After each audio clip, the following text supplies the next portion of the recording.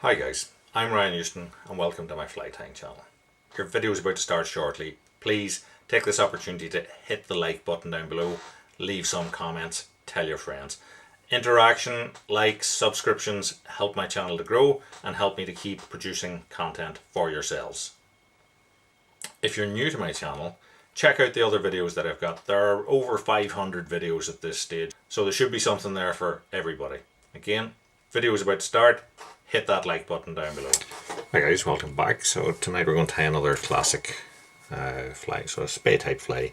This one is the Spey dog. So this is a size 1.5 2051 Daiichi. I'm going to use a black tying thread for this. I'm going to take it down here and leave my thread hanging level with the point roughly. I don't want it too long on this. So for the hackle on this fly, I'm going to use like a Spey Salmon type hackle. So I'm going to use one of these sort of natural blacks.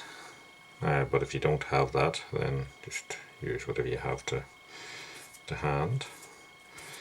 And I'm going to try and keep a bit that has a little bit of the fluff still attached on these feathers. I'm going to tie that in.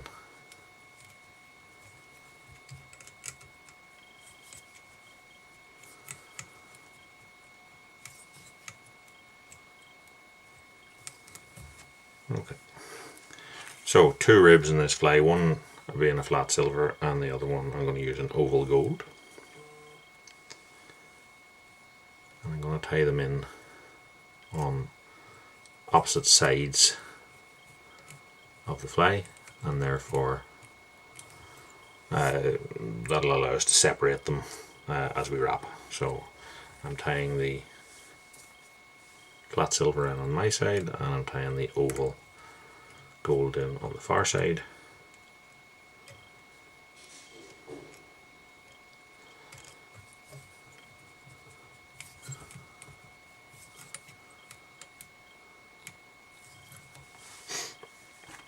So for the body on this one, simple, black wool. I'm going to take a strand of wool that I have here and I'm going to separate out until I get a single strand. Even then it seems a little bit thick to me, so I'm going to take some of that away.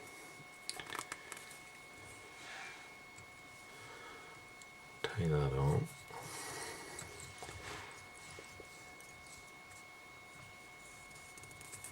And then twist it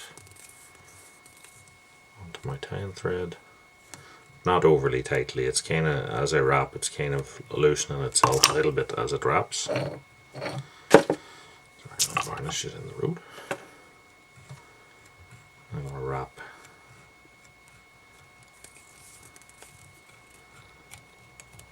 nice thin body of that until I get up here onto the return eye. And I'm going to let it unravel, tie across it, and trim that off. So I'm going to use the gold oval to rib and keep the hackle attached. So I'm going to wrap the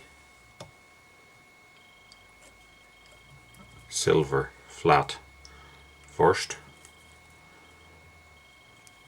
I'm going to take that up in sort of fairly wide turns here.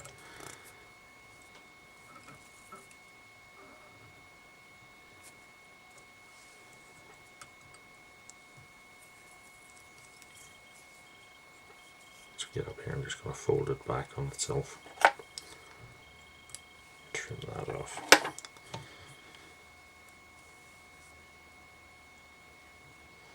So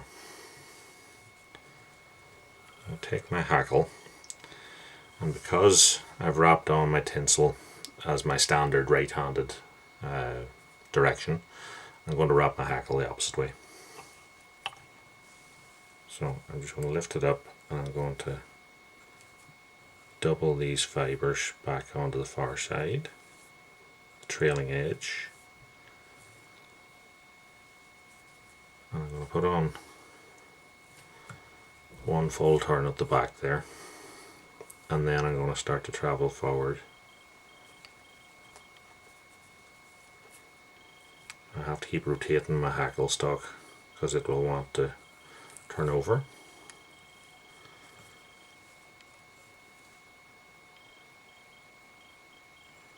I'm trying to keep them coming across at the same points on each wrap, if that makes sense, so equidistant.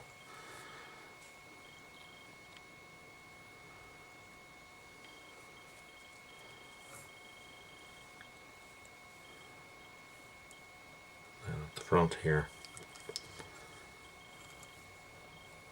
I'm just going to take a couple of wraps just to give me a shape to my hackle, and tie that off, and for security flip it back and tie over it. So my hackle stocks are running in the opposite direction to where my tinsel was. So I'm going to put on lots of extra turns of my tying thread, and the reason for that is that I'm probably going to use some degree of rotating my vise to do the ribbing, and if I just was to leave it on one or two turns, it will actually unwrap them and release the materials. So I'm just going to start with this, and I'm going to use my scissors or a bodkin or something just to separate out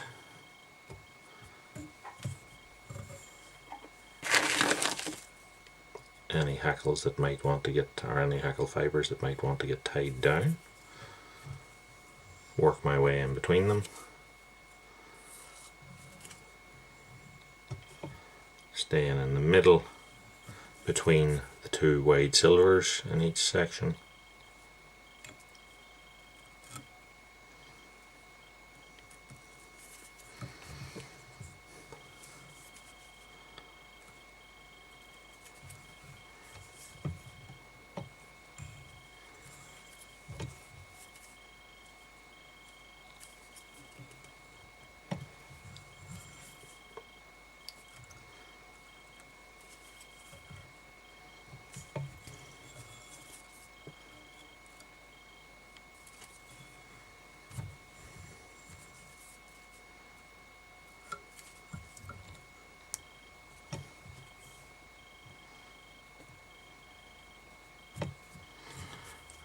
To the front hackle, I'm just trying to find a point to go through it that creates the least sort of resistance, or the least sort of disturbance, shall we say, to the tying down of fibers.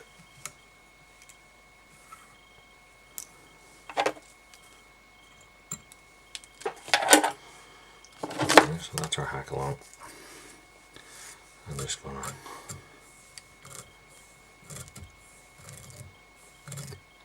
brush it to separate it out. So you notice that I'm not going to preen it down. See, a lot of people certainly pulling a lot of the fibers down underneath, but the second that hits the water, they'll just go back to where they're coming off their stalk. So I would, if I was to do anything with it, I'd just pinch it in this plane. And what that'll do is give us the almost like a fake wing up above, and that'll help to support the wing that we put on. Have it either side with a little bit of that sticking up through it. So once that's on, we need a throat. So for the throat, we're going to use a teal hackle. So take a teal feather here, and you'll see this is my good edge, this one, so it will mean I'm wrapping it the opposite way to what I normally would, but it's just this the good side of the feather. But you'll notice that I've sort of half stripped it, and I have a techniques video where I describe why I do that, but it's basically to the last few wraps then, because they're single-sided, they have a curvature to them, a more pronounced curve at that point, and it will help to conform the rest of the hackle to a nice sort of sweep. So we tie that in and flip it back.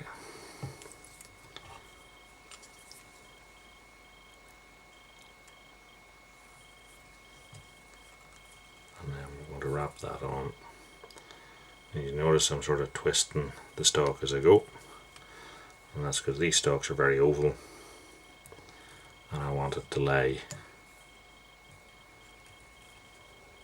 nice and flat and therefore give me a nice sweeping shape to my throat.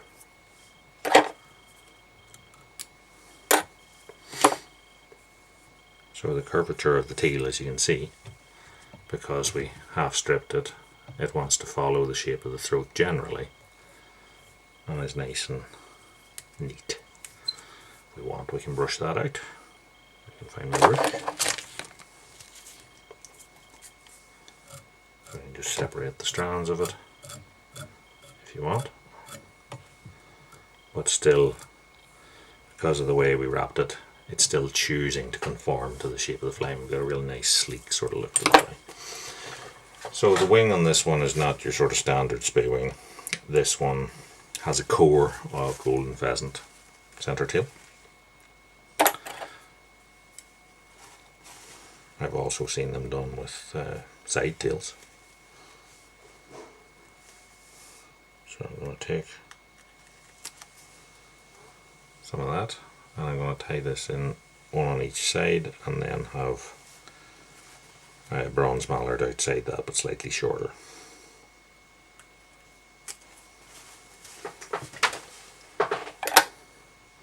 So we can choose what way we tie this. So we can choose to have it, this is the normal sort of tips up approach, we can choose to tie it like that, or we can choose to use the feathers natural. Naturally the feather will want to curve like that and we can tie it on tips down. So I'm going to go tips down.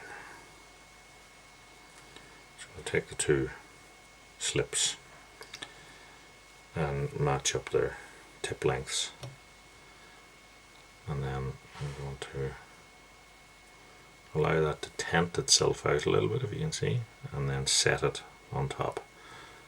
So lengthwise it's up to yourself, but probably it's probably meant to be quite shortish. I would probably go to the bend of the hook, just for my own eye, the way I like the look of it, and when we're going to use a shorter mallard. So we get on our pinch loop and tie that on, and then just force that down, and that'll form the first wing, or the supporting wing.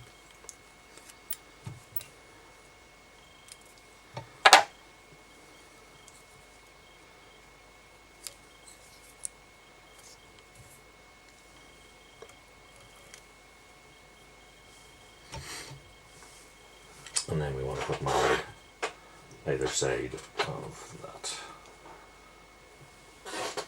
So we need a left and a right mallard for this. What's this like for length? Not bad. So that's far side again. I'm going to go tips down, I think, with this.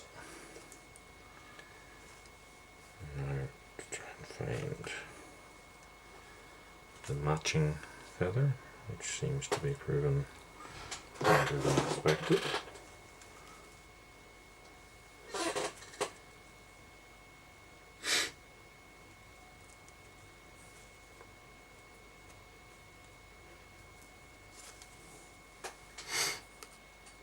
So it's easier if we use a part of the bronze mallard that still has this grey feather, because up here it tends to be quite sort of stringy and strandy, doesn't really want to attach to anything, whereas here, when we still have a portion of the grey, it's more clingy, more workable, shall we say. So I'm going to use a portion from there. I'm going to set that on, and I want the tips of the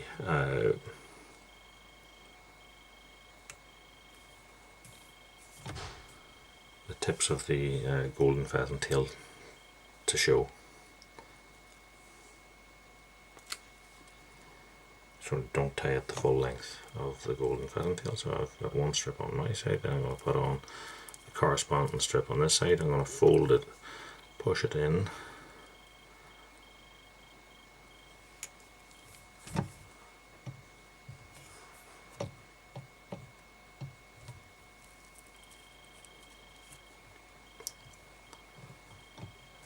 Okay, now I've got her to meet in the middle. I'm going to tighten that up a bit. So you can see now we matched her in the middle, we matched the tips, and we have that downwards curve of it, giving us that nice sort of wing hump. So we'll trim off the bases of it because our fly is done while we're doing our head. So time to just trim the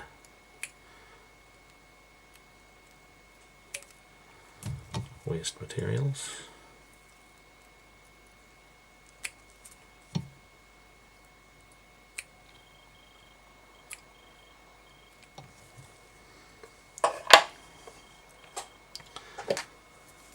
Now I'm going to take my clear varnish, just these cut ends here, I'm just going to soak them in the varnish.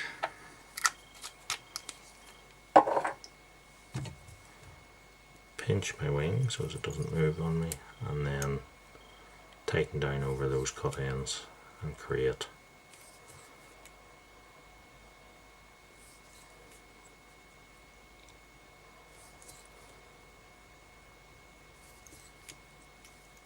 a head.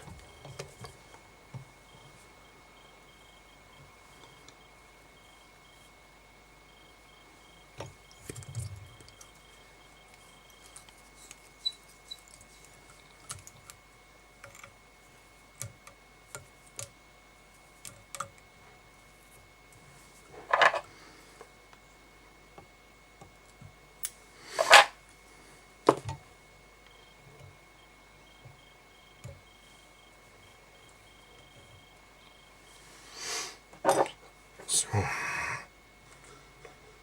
time to varnish our head.